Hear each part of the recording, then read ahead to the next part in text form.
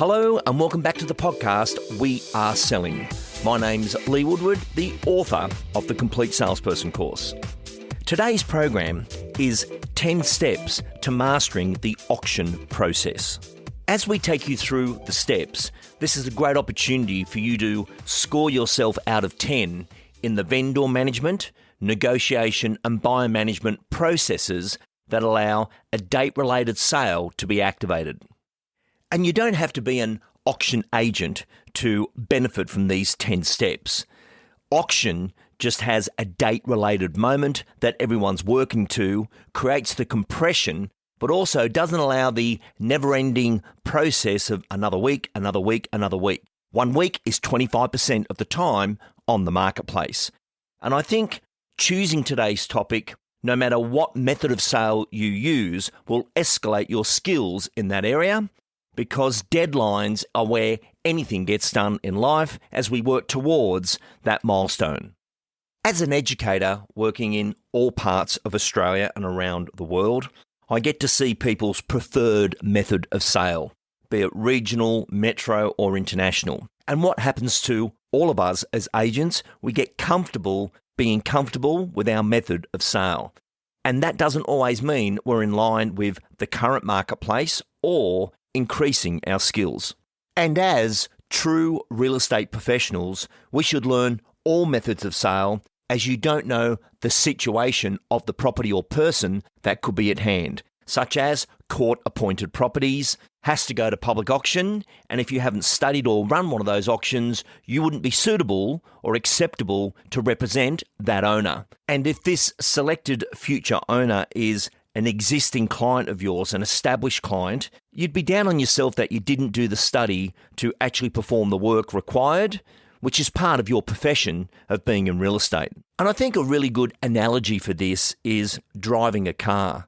There is a lot of people that can only drive automatic cars. They didn't learn that original skill of driving a manual car, where you've got to know how to work the clutch, do a hill start. You've got to know the right time to change the gear so it doesn't over-rev the vehicle as it's in the wrong gear at the wrong time. Well, real estate marketing is like that. It's very easy to be in the wrong gear at the wrong time. You can't do a hill start, which is improving the price, to get it to that final destination. Whereas in private treaty, it's a bit like an automatic car. You put it in D, you just keep going and stop when you get to that destination. But it doesn't matter how long that is. There is no checking points to the gear you are in. And still using this car analogy, what if it was an emergency? You've got to hop in somebody else's car and take them to the hospital. You hop in, but it's manual, and you say, I can't drive it. I never learnt how to drive the car properly. I can only drive automatic. So to bring clarity, skills, knowledge and depth of knowledge to this topic today, I'm going to invite into the studio one of the very best auction process vendor management price improvement agents we have ever seen over a 25-year period. He is now in education as well. But Mr. Danny Grant originally recorded Auctioncraft. And Auctioncraft was a ground-changing moment, and it was actually a workshop we did around the country. So when we went to put this particular checklist together, it was a no-brainer for me to bring someone in at ninja level, who's now the head of education for McGrath, Australia-wide. Please welcome to the program, Mr. Danny Grant. G'day, Lee. Danny, it is great to have you back on the program. Always a pleasure. Let's jump straight into our content. Step number 1 is list to sell. Danny, take us into this. Yeah, well, look, it's my experience, Lee, that most failed auctions on auction day, they're born at the listing presentation. So it's a matter of getting it set up right. And how do we do that? And, sometimes we get a bit over-enthusiastic and we list things on the vendor's terms, not ours. There's a few key indicators that we need to look for. Love that term. Key indicators. If it doesn't have this, it doesn't have it. What's number 1? One is, what's the motivation? If there's a strong motivation behind it, then, if they're a little bit out in price, then that won't matter as much. The other is the timing. So how long do they need to be sold by? So if you ask that question, look, when do you need to be moved? And they go, oh, look, no rush. Anytime in the next sort of 12 to 24 months, then, motivation's probably not quite there. The other is the destination. If they're clear on their destination and really excited about their destination, then you know that that links up to motivation as well. Whereas if they say, yeah, I'm not sure where I'm going yet, then motivation's not quite there. So if you've got all those things lined up pretty well, then you're generally going to list it pretty well from the start. Danny, on the Charles Tarby Top 100 Business Stories and Life Lessons, he discusses his listing presentation at the end part of his selling career. And he could only do auction because he only had limited spaces, limited time, and he needed definite, motivated sellers. Otherwise, he couldn't take them on and work for them. And he would go into the listing presentation and say, the first thing I'd like to do is set a date for when you would like the property sold. And yes, he's referring to the auction date, but if it's priced right, marketed right, and they're going to listen to him, that will be the date that it is sold. And it had such impact on the sellers, and the rules of relationship became very clear. Yeah, and look, one of the important things also is that sometimes you can't get all your process out in the listing presentation. You may have had it signed, but you may not have gone through in all the detail. You know, they just want to get it on the market and they're happy with you. It's a good idea to have, no matter what circumstance, have what we call a set to sell meeting or an expectations meeting of the vendor. Often you have a lag time when you list a property. It can be a couple of weeks. It can be a month. Even if you've gone through your full process, they may have forgotten it. So it's good to sort of set down and set some rules and most importantly, set some metrics. So what I mean by metrics is, how do we measure what a good campaign looks like? So Mr. and Mrs. Vendor, a good campaign for 4-bedroom houses like yours at the moment, we're getting at least 200, views on the website within 24 hours. We're getting at least 20 inspections. If we get about 15 to 20, we're doing okay. If we get less than 10, it's not so good. It probably means that it's linked back to price. If you're in Queensland, where we know we can't quote or lead with the price, your metric may be getting offers because there's no other way to kind of work out how you're setting. So you may say, I'm going to need to at least see an offer. So what that does is it sets out expectations for them. So when they know that those metrics are not being met, we need to change something. Now, that could be that we need to adjust something in marketing. It could mean that we need to improve the price. It could mean that we need to change open house times, lead photo, but at least you're kind of setting them up that, remember when we met with an expectations meeting and we spoke about we need so many views and so many offers. Well, that hasn't happened. So we need to think about improving the price. Otherwise, it's not going to go so well. And what we need to avoid here is that sentiment that a lot of people say and a lot of agents say where, it's early days. I always hated that term, it's early days. So you go, well, okay, if we're doing a 4-week campaign, auction on the 4th week, it hasn't gone well in the first week, well, there's 25% of your campaign gone. And you want to wait another week till we've lost 50% of the campaign, and then we're going to finally change the price. And by the time we work out whether that price is any good or not, we've already lost 75% of the campaign at auctions next week. You got to have a sense of urgency on making those adjustments. And the earlier that you can get the vendor aligned, and that's ideally before you start the campaign, the better off you're going to be. And the other thing also I should mention is ask for permission to not sugarcoat stuff. So is it okay if I just give it to you straight? Don't shoot the messenger, because you're going to get some information you're not quite happy with, but it's the mixture of negative and positive feedback that helps us determine the value. Danny, absolutely brilliant. And set to sell is a term the seasoned agent understands, whereas some of the newer agents coming in haven't had to go through that. It usually does go wrong before right because emotions are involved, and 25% of the campaign, it's like quarter of the year's gone if you're looking at that way. Danny, what's your view on the full fee commission with incentive to do the auction correctly and get their commitment? Adding an incentive on the commission? Yeah. Yeah, look, I think it's pretty crucial. I think, I got to a stage in my career where I was very obstinate, if you like, that this was my fee and I'm not changing it. I sort of figured out that, look, people still would like a choice.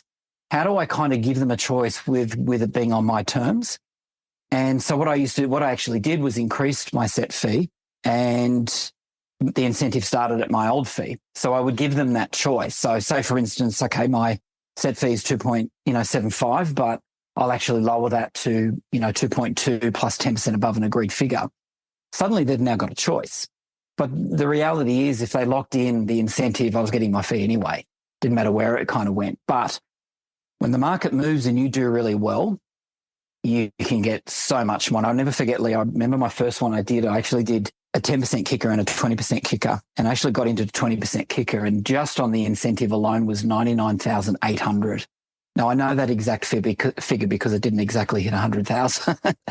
But at that time, that was about 6 or 7 sales for me just on that incentive alone.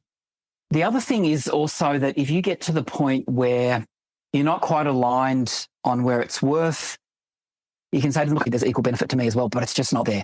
So you're kind of equally invested at a certain point. And Danny, the pre-listing information that you sent out, and today it's digital, we've got the Realtair tools, but what was key information for you in nailing this point, listing to sell? I always like the, list, from 1 to 8, what's most important to you, the agent's fee, et cetera, communication. And that would kind of, that little questionnaire on what they were looking for. And one of the questions was also, have you sold before? How did it go? How would you rate that experience out of 10? If they give it a 7, I'll ask, how do I make it a 10 out of 10 this time? And it just helped me guide what's the structure of my listing presentation going to be? What am I going to focus most on? So, for instance, if they said, oh, look, we went auction, it didn't go so well, communication wasn't great. Well, I know I need to drill down a little bit more in my auction process on communication. So they're already, if you listen carefully, they'll actually tell you what sort of agent they want. And they won't even realize that you're kind of presenting in that way. There was general rules on the pre-list. So, Realtair, I didn't start with Realtair, but certainly ended up with it. But there'd be rules within an hour that a physical pre-list kit would be delivered. And it'd be information on myself and my team. I'd do a little thing where if I'm talking to the wife, I'd say, look, I want to send you some information on myself and my company. It saves me talking about myself too much when I'm there. Who should I address that to? Can I get your full name? And it says, is there anyone else I need to address it to? And it'd be a nice way of easing into, she's got a husband that is there as well. But as a male agent, I don't want to say, is your husband going to be there? Because she's going to think, well, what, don't you think I can make a decision on my own? So it's a nice, gentle way of making sure that you're in front of both decision makers, because it could be that a lot of people don't realize that we actually work after 5 o'clock sometimes, Lee. And they kind of go, oh, my husband works late, or my wife's a nurse and she works late, so you're not going to see her. And just the fact that I asked that question and could get in front of both vendors, and often I would present in the evenings after 7 o'clock because it was mums and dads market. And I think it made a huge difference to my career and been able to close on the spot. I think maybe they got a little bit tired at the end of the night too, Lee, and just signed to get me out of there. Danny, let's move on to point 2. The price is right. The vendors' heads are always in the wrong market. Take us into this. Yeah, look, it's human nature to want probably 10 or 15% more than your house is actually worth. Whether the market's good or bad, that's always going to be the case. I think your mindset is really crucial in pricing. My view is that we're not valuers. That's not our main job. After 20 odd years of selling real estate, Lee, I could never really price properties properly, in a good way and a bad way. Sometimes I was wrong too high. Sometimes I was wrong too low and I'd go over. But if you go into it, like I used to love this analogy, I'd say to clients that, let's just say you had a goal of you want to run a marathon and there's a Sydney Marathon coming up in 6 months. And you think, oh, I'm going to need help. I'm going to need to call some personal trainers. And you call the first personal trainer. He says, great goal to have. Come and meet me, each Tuesday down at the Oval and we'll start running together. And then they call another personal trainer and that personal trainer says, look, great goal to have. Not sure you're going to make it yet. So I want you to come down to the studio. I'm going to put you on the treadmill and we're going to, test your heart rate. We're going to look at your running action and your shoes. And then what we're going to do is we're going to get to sort of like the 7-week mark. And if you cannot run 5 kilometers without stopping, we're probably going to have to realign. You may not be able to run that marathon in 6 months. It might be more a half marathon. Now, pricing's like that. I don't know. Who am I to say what it is worth or is not worth? But it's the process that'll get you sold, not the promise of a price. So if you kind of look at it like that and think, I'm going to try, because every vendor wants you to try within reason. If they're $1 million out or $500,000 out and not motivated, well, you're probably not going to take that business on. But you can't take hope away, and also you can't take ownership of the price. You've got to price it with the vendor together. Bring in whatever data that you need. It's a bit of an X-ray. Let's analyze it, because this is what a buyer's going to do. They're going to look at all these properties. take the price off as well. That's another thing I used to do. If I'd ask them on the phone, what do you think it's worth before I come out so I can bring the right comparables? And I know they're too high, I'll take comparables without prices on them, because that actually forces them to look at the quality of the houses, the block size, and they'll actually determine what it's worth with you. So that's kind of how you got to look at pricing, is that particularly for an auction, because we don't have to be right. We just have to be right about where the comparables sit. And let's just see how we go. And Danny, do you explain that, the buyers are shopping 10 to 15% under, they search logical but buy emotional, buyers like that competition, and buyers like price guides? Yeah, look, the key buyer behaviours are an important one because it's important with pricing. So no matter what state you're in, so if you're in, Victoria, Queensland, New South Wales, you're going to be using CMAs or a statement of information in Victoria. So you've got to bear that in mind, that it's not kind of putting these comparables where the hope price is. It's where the fish are, where most of the comparables are.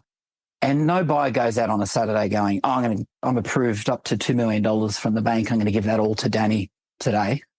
They all shop conservatively a little bit under. And it's that sentiment of search logical, buy emotional. So logical is, I want a 4-bedroom house in such and such a school zone, and I don't want to do any renovation work. And what ends up happening to buyers is that they start getting emotionally attached to a house. They end up buying a 3-bedroom house in the school zone, but it needs renovating. So no one buys anything unless they've got that emotional attachment. So price has got to come out of the equation to a degree. It can't be the dominating factor. So when they go through the house and there's a high CMA or there's a high guide, statement of information, whatever it is, indicative selling price, they're going to go, oh, geez, their indicative selling price is like 2 to 2.2. I don't see it. Whereas if it's sitting 10% under that, they know they can afford it. They're just focusing on the house. It's like trying clothes on without price tags, Lee. You go into the shop, you try all the best suits on first and they feel really good. And then the salesperson shows you the price tag and you go, oh shit, I didn't want to spend that. But geez, it feels good. And you end up buying it because why? You went in there searching logical, but you ended up buying emotionally. Danny, what about taking the owners through the process and your strategy to getting the price right, including modifying or changing the guides? To understand the process is pretty crucial because it does take the emphasis off being exact on price. So they need to know that you're actually going to try and work the price up. That's the idea, not work it down. So starting conservatively is part of that. And if you're wrong and it's too conservative, well, we'll increase it. We increase CMAs, we increase guides, whatever we need to do. But also when you're in a set to sell meeting or expectations meeting, you need to explain that again and need to explain that sometimes you've got to reduce it to spark interest. I've certainly had lots of campaigns where we've had to reduce guides to gain momentum, and then we've gone back up to where we wanted to be. Sometimes you can't do nothing in a campaign and just hope. You've got to adjust things along the way. It's not just price. Sometimes it can be marketing or styling, whatever it may be. Well, Mr. Danny Grant, that gives us the first 2 big steps of our 10 steps, and lists to sell. The price is right are probably the 2 most important ones, as they are that preparation to the sale.